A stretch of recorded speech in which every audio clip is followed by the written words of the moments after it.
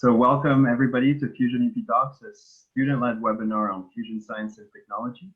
I'd like to remind you that this webinar is being recorded and that we'll make it available in the next few days on our YouTube channel, alongside a broad selection of fusion science and engineering talks.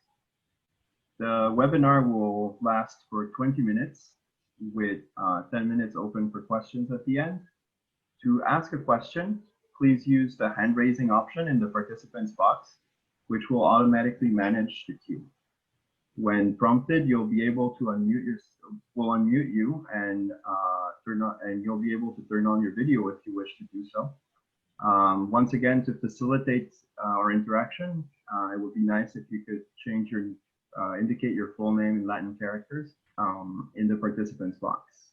You can also leave a question anonymously by using the chat box, and I'll be happy to relay those questions to the speaker. We'll also leave the meeting open at the end for offline discussions if you'd like to continue asking questions past the 10 minutes. My name is Alexi, and it's my pleasure to introduce our next speaker, Steven Japeal from Cambridge, Massachusetts. Steve is not only a clever engineer with a solid background in physics, but he's also someone who's always genuinely concerned about those around him and never too busy to lend a hand. He's an avid boxer, but don't be shy. He can't punch you through the screen today. He's a PhD candidate at the Nuclear Science and Engineering Department of MIT and a member of the Laboratory for Innovation in Fusion Technology, which supports the SPARC effort with cutting-edge technology advancements. Steve is also Senior Fellow of the Communication Lab, helping grad students and postdocs to learn the technical and professional communication skills that they need to achieve their career goals. So no pressure, Steve, but we've got high expectations. In this presentation, Steve will show us how he can predict, or he could possibly predict material performance under fusion neutron irradiation using proton sources of intermediate energy, commercially available at a cost and size appropriate for university labs. Without further delays, I'll now mute myself and hand over to Steve. All right, thanks Alexi for what was, I think, a pretty generous introduction, but I appreciate it nonetheless. So yeah, like Alexi said, we're going to be talking about how do we predict radiation damage for fusion, and one technique that we think is going to be really promising involving the use of protons. So I wanted to kick us off by talking a little bit about what is going on at MIT and what they're trying to do that's a little bit different than some of you might be used to in the world of fusion. So this is this rendering shown here is the arc reactor concept. What's different about this reactor concept from other concepts like demo type reactors that you might be used to hearing about is that there's a few key technologies being worked into this to make it smaller and higher density than typical reactors. So one really important thing is the use of high temperature superconductors to make up many of the large magnets that make up a magnetic fusion device. And what that does is really allows the magnetic fields to almost double from something like an ITER experiment. And so that translates to a higher magnetic field in the plasma itself, which basically has the effect of shrinking this whole device. And so if we were to compare it to something like ITER, which would be a similar power output in fusion power, it's about 1/8 of the volume of an ITER. And what that means is basically it's about half in every direction, half the length, half the height, half the width. And another key technology that we always like to highlight is that the blanket is planned to be made out of a molten salt. And so that does some really cool things in integrating the heat removal that normally the coolant would serve with the blanket functions, like shielding neutron radiation and breeding tritium. So it's actually kind of a simplifying technology that gets to bring two things into one. And so to understand why we need to study radiation damage in order to build something like ARC, I want to bring up just a quick timeline of what the next decade or so might look like in as far as MIT is planning. Some of you might know about Spark. If you don't, this is an exciting project underway to build the first break-even fusion experiment. So break-even in technical terms is Q greater than 1, more fusion power out than power being supplied to the plasma. And this effort is actually underway. They're designing and building magnetic coils right now for the large toroidal field coils. It's planned to be completed around 2023. Overlapping with that is the idea of ARC, which would be the first fusion pilot plant. So this would actually, unlike Spark, this would actually put electricity onto the grid. And what I want to highlight is that the work for planning, designing, building this thing is going to have to start soon if they're going to hit their target of 2030. It's expected to start next year, although, and what's really, I think, relevant about this is that sometime in the next few years, we're going to have to make really hard decisions about what materials to use and how to design these key components in ARC. What that means is that the window for doing radiation damage and other sorts of materials research is narrowly shrinking if we want to get this research to impact the design of ARC. So we really have a short window that's closing in quickly on us. And why do we even care about neutrons? Well, in radiation damage. Well, it turns out an arc reactor is going to make a whole lot of neutrons.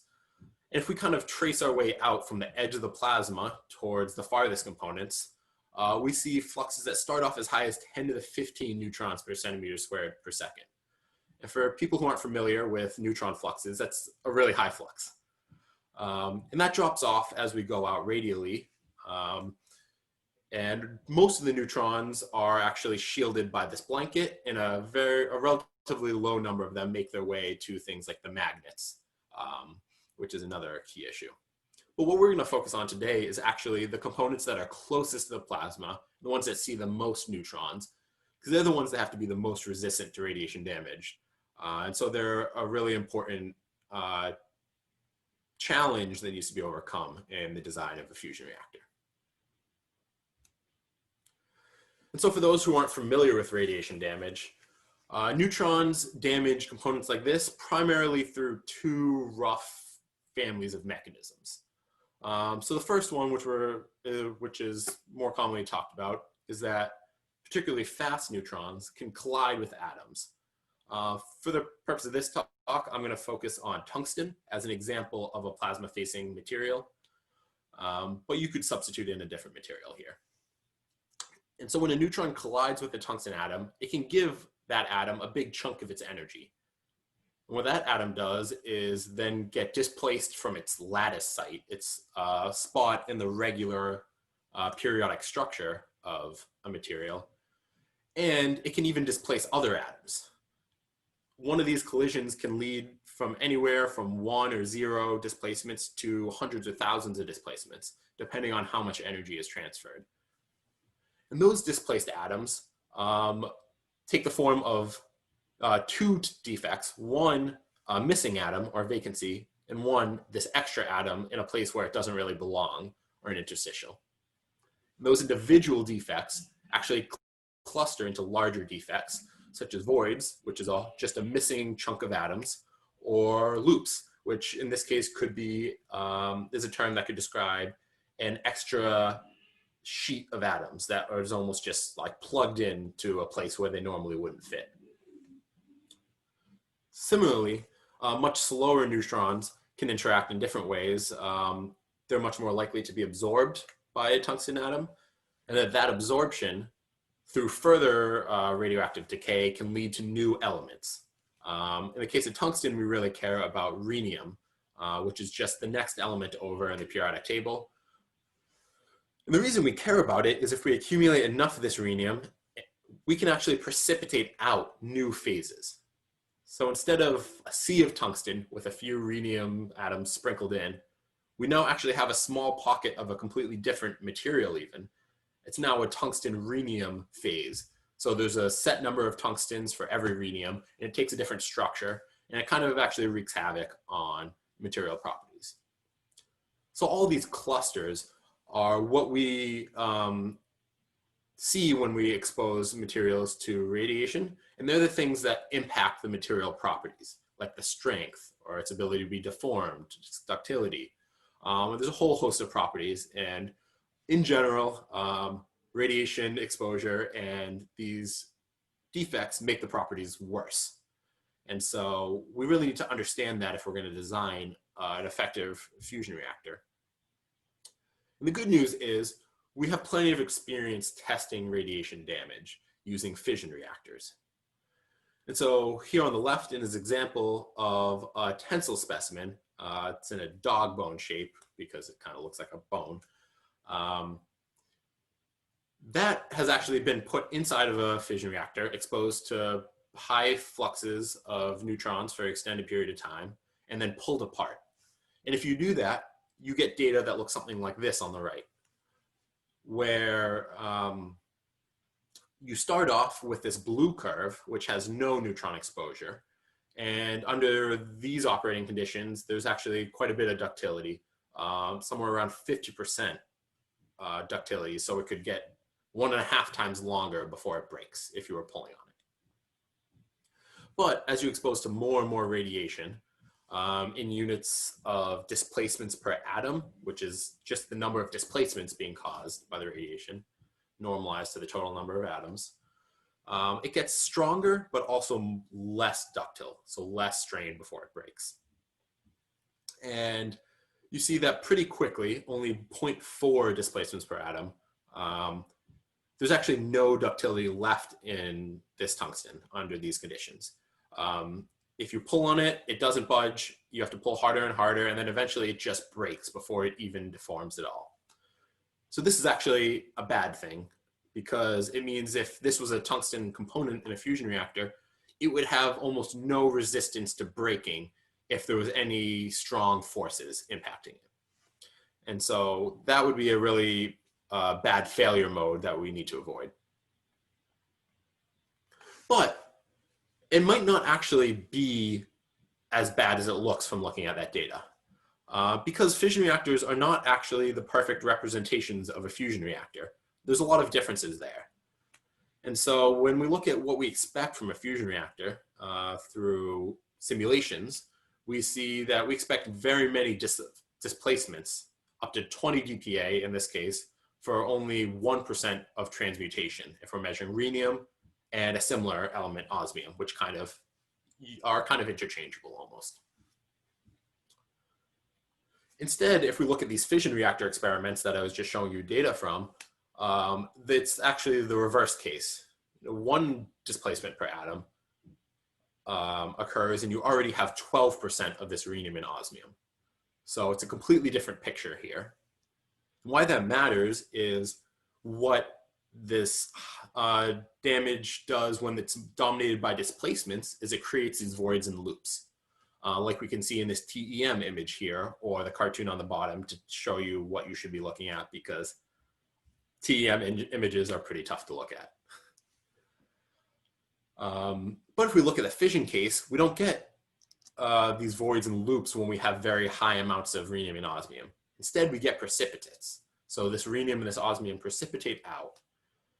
And so if we're measuring the microstructure on the right, we're measuring the engineering properties. That's not representative of what we expect from a fusion reactor with a microstructure on the left. So really, the fact that this fission reactors are relatively inflexible and difficult to control the experimental conditions means that we can't quite match up the right type of damage to what we expect to happen in a fusion reactor. Luckily, there's been a lot of work in using ion experiments to introduce radiation damage under much more controlled conditions. So if we were to instead use a tungsten ion onto a pure tungsten sample in place of a neutron, we can still generate these voids and loops. And we can take TEM images and look at these loops and count them, study how big they are, and try to characterize the way this damage evolves over time. Similarly, we can use self-ions to irradiate alloys. So if we artificially add in some rhenium and osmium, we can now start to understand that effect, but under a lot more controlled situations, with small amounts, not with the massive amounts that we get in a fission reactor.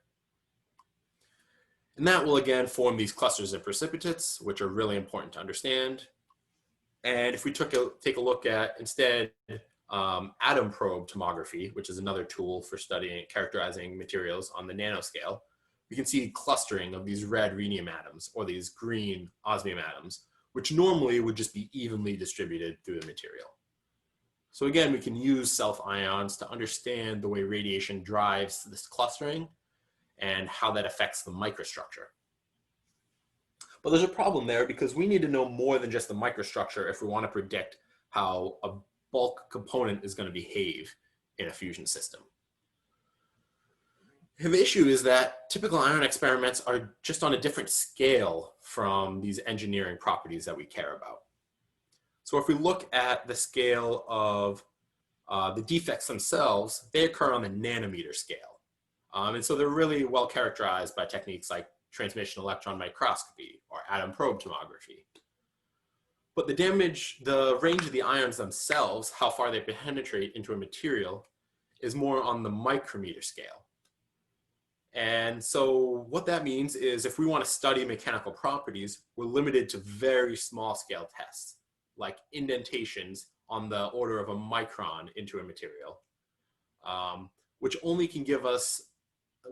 lets us tease out a little bit of information about the mechanical properties. It doesn't really give us the typical engineering properties we use to design things.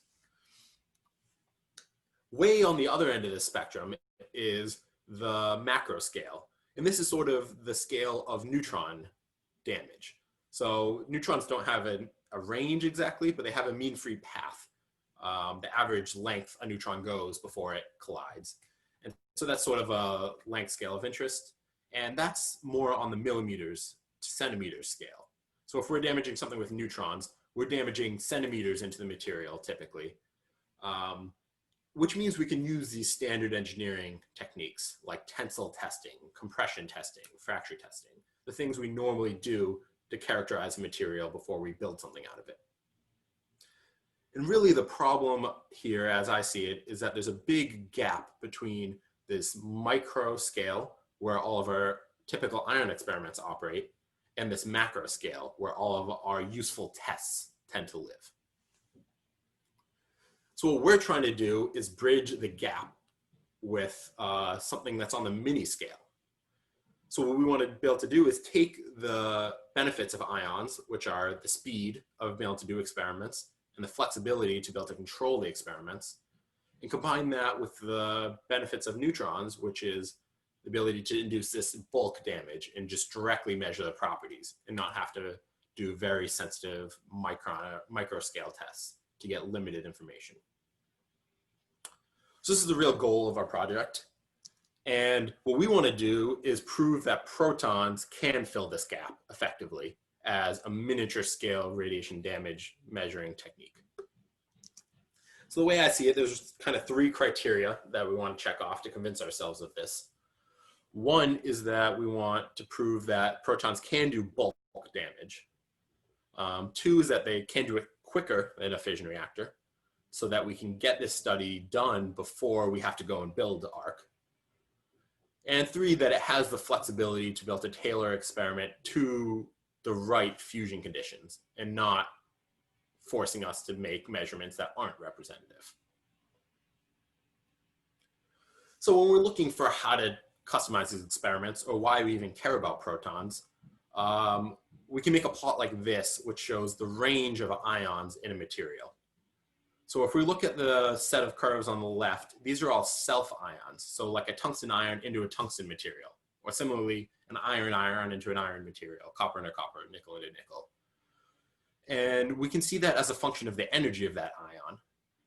And what we see is even as we turn the energy of, say, a tungsten ion up really high, up to, say, even 100 MeV, we're still pretty firmly in this micro scale. We're dealing with a few, maybe 10 microns, even at extremely high energies.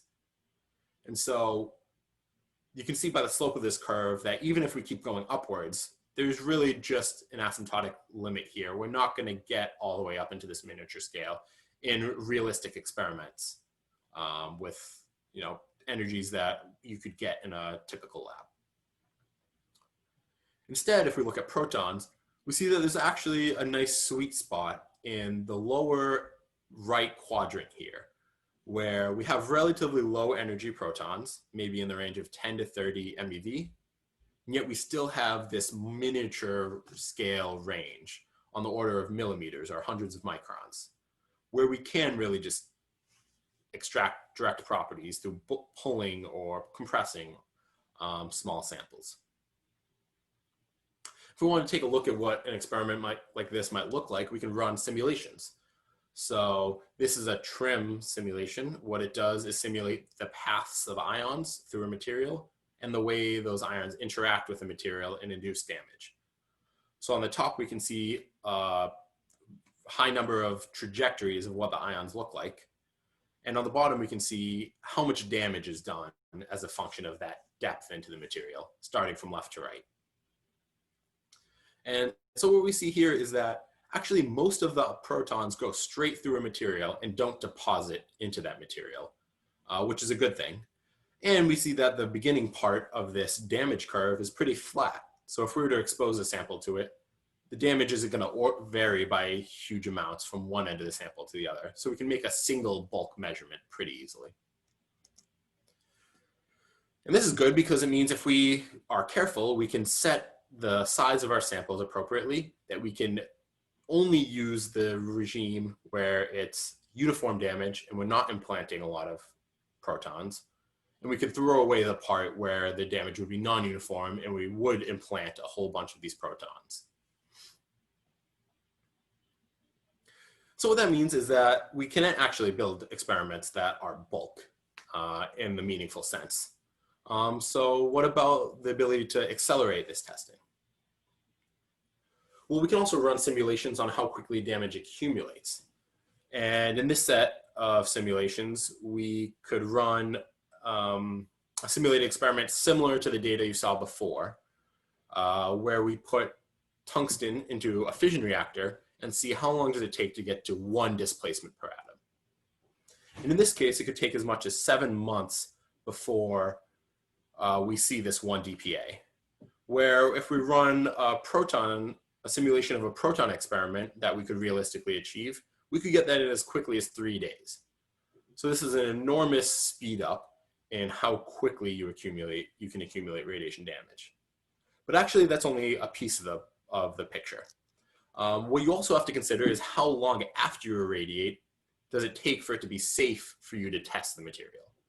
So we call that cool down, which is essentially the decrease in radioactivity in a sample as you let it sit after you irradiate it. So it comes out very radioactive from a fission reactor and also from our proton experiments, but over time that decays. And so if we look at one scenario where we irradiate to 1 dPa and we see how long it takes to cool down to, say, 1 millisievert per hour, you can see that for a fission reactor, that could take as long as 20 months to reach that level of radioactivity. Where for a proton experiment like the ones we would conduct, that could be as quick as 6 months. And even if you were to laxen your threshold and to allow 10 times as much radioactivity, you still might be waiting 7 months for a fission reactor, where in the case of protons, it would only be 3 days. So what we can see when we put this together is that with a proton experiment, we can both irradiate much faster and we can safely test the material much quicker.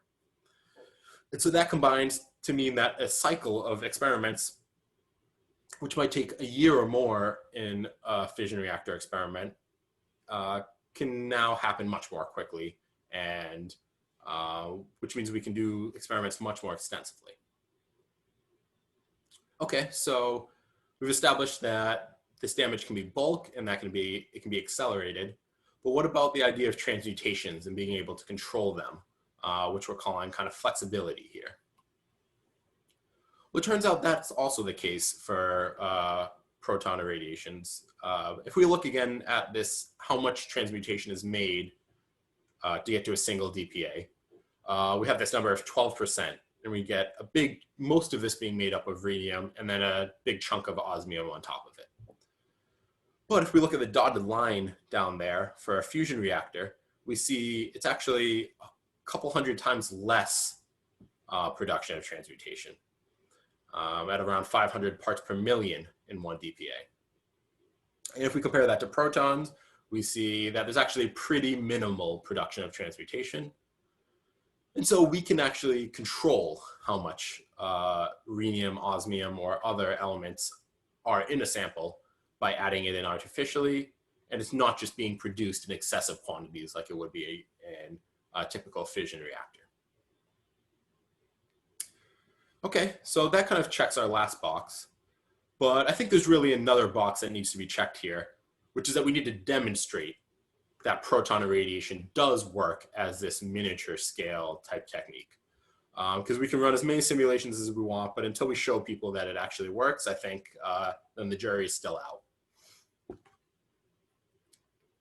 So we've designed a set of experiments and a system for doing those experiments in which we use 12 MeV protons and custom miniature tensile samples, which are only about 150 microns thick, which we saw before was a good thickness. And we irradiate all around this gauge region, which is this thin area in the middle that's only about 1 millimeter by 3 millimeters by 150 microns. And we actually not only have planned this, but have started doing it. So we can use our cyclotron on the left, which is a source of 12 MeV protons that, because of superconducting technology, is small enough, compact enough, and affordable enough to be used in a university lab, a relatively small one too. There's only about a few students and a postdoc in our lab at any given time. And we can make these samples, like the one pictured on the left, which can be irradiated in the cyclotron, removed, and then pulled on to study structural properties like strength, ductility. And we've also built a custom tensile testing system using a special strain measuring technique called digital image correlation. So what that means is you actually take digital images, so pictures of your sample throughout a test, and you track the way it deforms as you apply more and more stress. So if we look at the picture on the left, we can see that a sample that hasn't been deformed at all, and we can watch it as it progresses through the stages to the one on the right, where it's actually deformed a lot, and it's deformed very locally and is about to break. And we can do cool things like paint on these colors here, which are actually a measurement of the local strain, so that you can see when it's deforming uniformly in the middle part, or when it's deforming very locally at the end. And because videos are fun, we have a short little video of a test so you can see for your own eyes.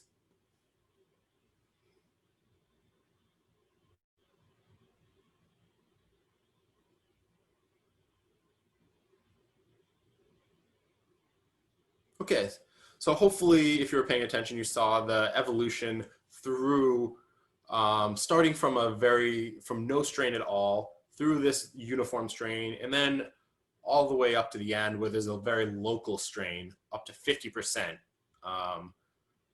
right before the sample would break. So the next step for us is to put this all together and get this tungsten irradiation and tensile testing data. And so here's an experimental setup for the test. You can see here a test frame. This is what actually pulls on the sample. Also a furnace, because if we want to measure tungsten under fusion conditions, we need to heat it up hot. Otherwise, it would just be completely brittle before any radiation. So we need to heat it up to fusion relevant temperatures. We're going to start off around 500 degrees Celsius, but there's always room for higher temperatures later. Then there's a viewport to let us do this strain measuring technique where we take our digital images. And then there's this environmental chamber. So this is where we can control the atmosphere that tungsten is in and remove all the oxygen so that our tungsten doesn't just oxidize like it would like to do at high temperatures.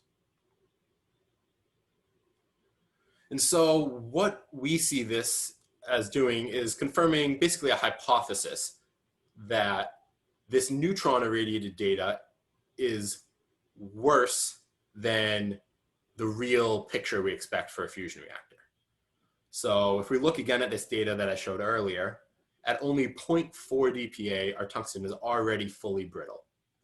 But that's because we think, because there's already 5% of this rhenium and osmium, which is really a huge amount from a material perspective. And so what we want to test is if we were to guess what our data looks like, does it look something like this, where we can get all the way up to 0.4 dPa without the rhenium and osmium and still maintain ductility and not be quite as strengthened and embrittled as the neutron irradiated data. So why this matters is if we're trying to design an arc component, we might think about the evolution of that component over time through something like a plot like this, where if we plot a property, what I'm saying is toughness, which is basically how difficult it is to break or fracture. You start off with your original material at a good place, but as you get exposed to radiation, that decreases over time. And if we look at what our fission reactor data tells us, and if we look very naively, we might think that after only 1 month in a fusion reactor, where we would reach 0.4 dPa, we might already be fully brittle and need to replace that component. And so, again, we're trying to basically prove or disprove our idea that the picture is probably better than that. If we are using our proton data, do we see that our samples maintain some of this toughness or this ductility out to these 0.4 dPa doses? So, which is comparable to, say, a month in an arc type reactor.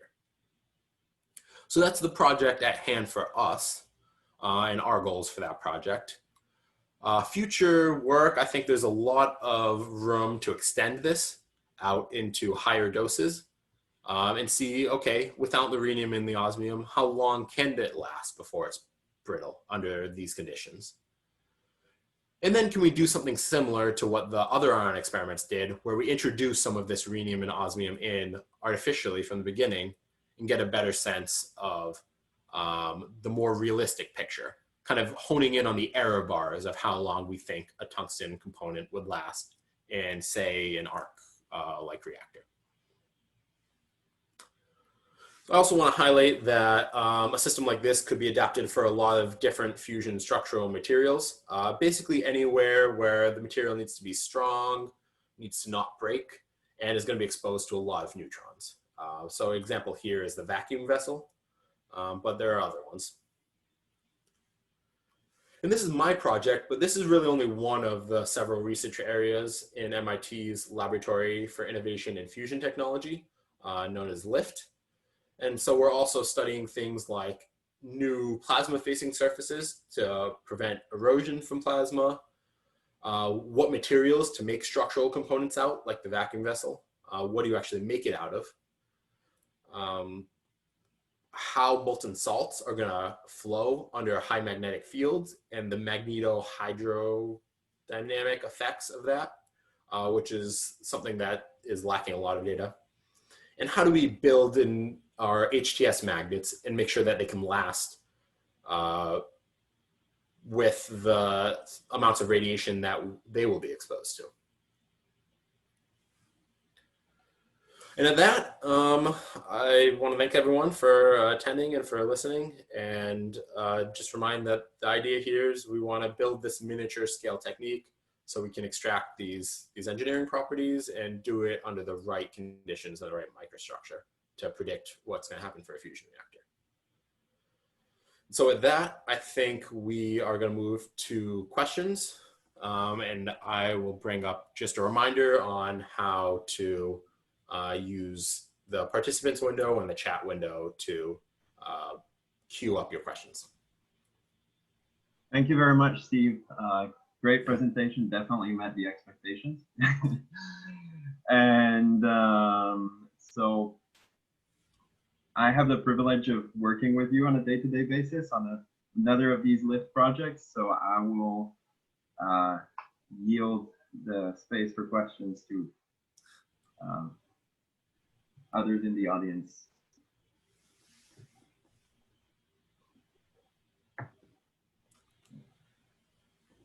And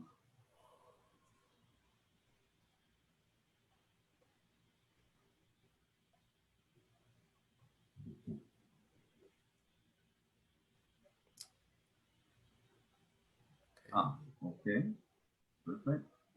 We have a question from Enrique. I'm going to unmute you, Enrique, and go ahead and ask your question. Hi, Stephen. Can you hear me? Yeah, I can hear you. Thank you for your talk. I've enjoyed it very much. And so I was wondering, when you compare neutron irradiation using fission reactors against proton irradiation using accelerators, do you account for the differences on the energies? So fission neutrons are considerably less energetic than fusion neutrons. Yeah. And you know, that might have an impact on the results that you are getting, because cross sections are energy dependent, and the lower the energy, the higher the probability of transmutation. Yeah. So are you accounting for that, for those differences? And also, neutrons interact differently compared to protons with matter. Do you account for those differences as well? Yep. Great question, getting at the heart of the issues in radiation damage. So I would say,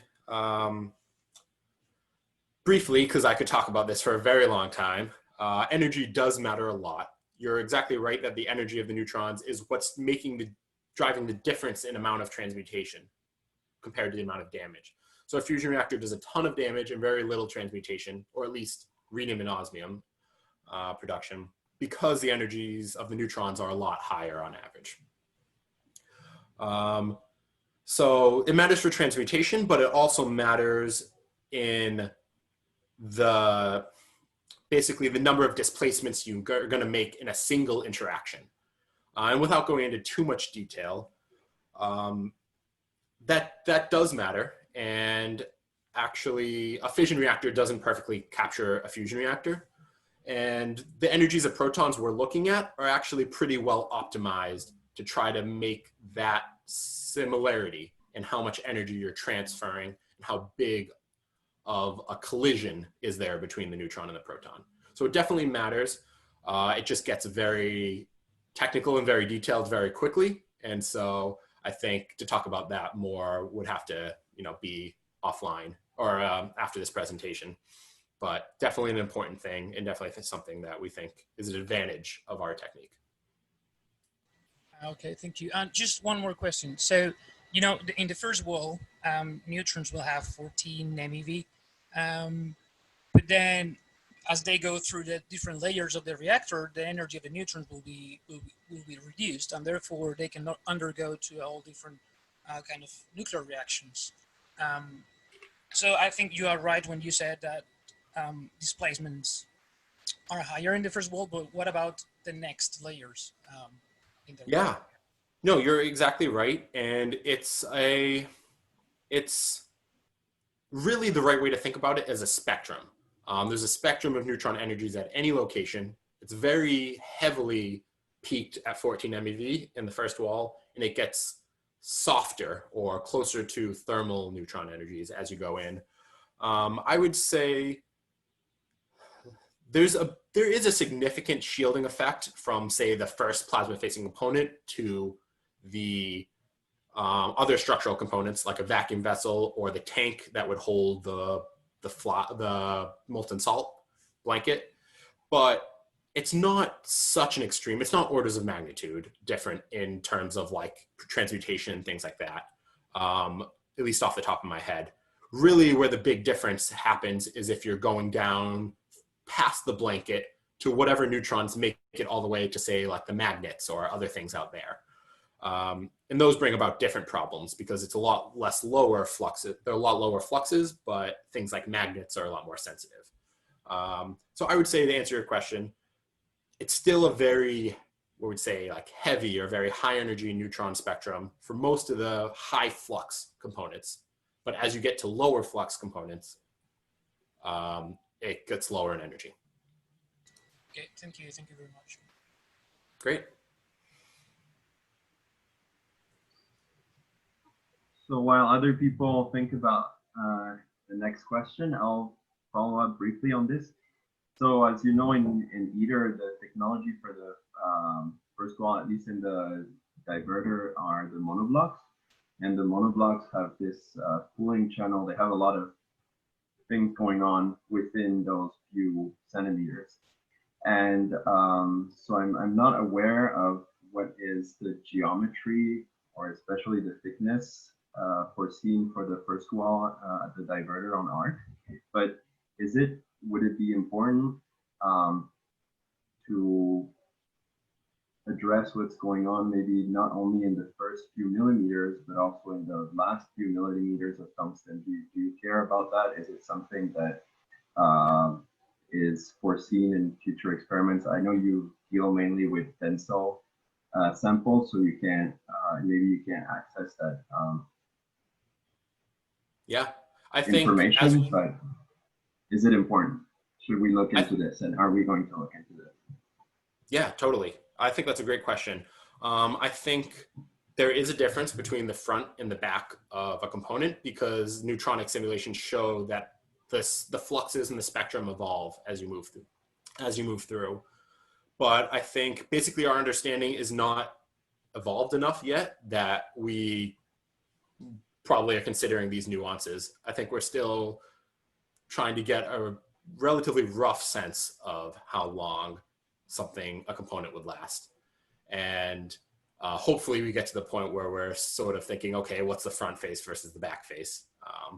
But right now I would say they're pretty similar. Is there any disclosable information on how the plasma facing components will look like? The tungsten components or the geometry? Oh, I mean, there's a couple papers out which we can share on ARC's conceptual design, but really most of the design work for that hasn't happened. So I don't think that information exists, or maybe it's just rough ideas in the heads of the people who are designing it. But I think that if we went back to that timeline, that's the sort of thing that is going to get honed in on in the next couple of years. It needs to be finalized within a few years. So if the monoblocks work well on ITER, maybe they'll reuse that technology. Who knows? So I see thanks. I see a question from Philip in the participants box. So I'm gonna unmute you, Philip. If you want, you can also turn on your camera. Thank you. Hello. Thank you for your presentation, Stephen. I have one more question about the plasma facing components. Have you considered some capillary porous system and liquid metal for the first wall? Yeah, so this is a little bit outside of my area, but actually someone that we work closely with in the lab next to us is studying that exact thing, but instead of liquid metal, actually the molten salt, the same molten salt that would be in the blanket. So that's a really exciting project that falls under this umbrella of the LIFT lab. And they're looking into whether or not that's feasible. Pretty similar to the ideas you're suggesting around liquid metals. Oh yeah, thanks. And can I have one more question? Yeah. Because once the breeding blanket and the molten salt is behind the first wall of vacuum vessel, will there be enough neutrons to produce enough tritium to sustain the reaction? Yeah.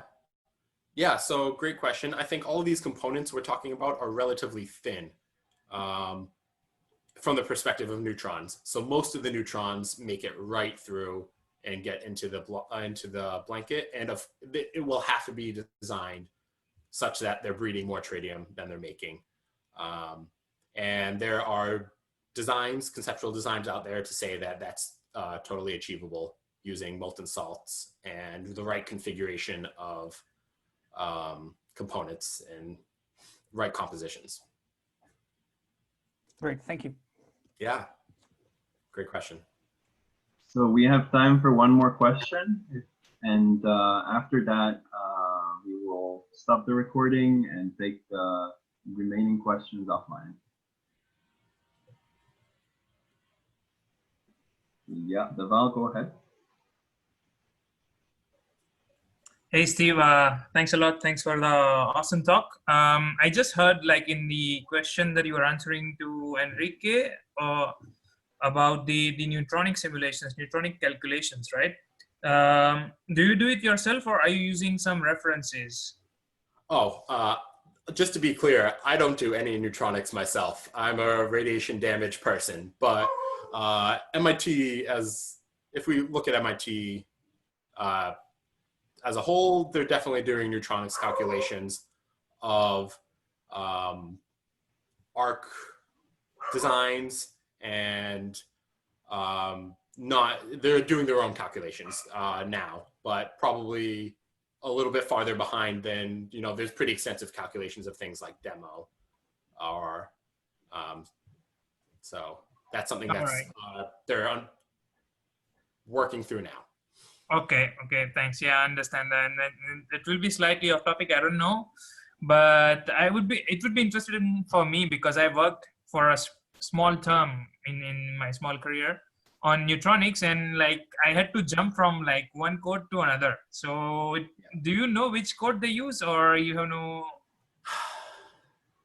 I mean, this is a topic, right? It's just curiosity. We can even no, take I think people in the PSFC had used MCNP before, but I also think there's ongoing work, I believe in Italy from a professor Zucchetti. I think I saw some things, some more recent results coming from out of there, and I wouldn't be sure what they were using, if they were using more of an open source, like an OpenMC or something. Yeah, it's interesting because when like in 2014, I got tasked to do something with EEE, and it was very different from MCNP, at least for me. But thanks anyway. No, happy, and I'm happy to make the connection. So let me know offline if you want any, or give you the right contact info or papers. Thanks a lot. Cheers. So at this point, I'd like to thank everybody for joining us today. And invite you to join us next week for Igor Khodunov's discussion on the particularities of the ITER diverter-Thomson scattering system. I hope you enjoyed your time today, and we'll see you again very soon. And thank you very much, Steve. We'll now stop the recording and take this meeting offline.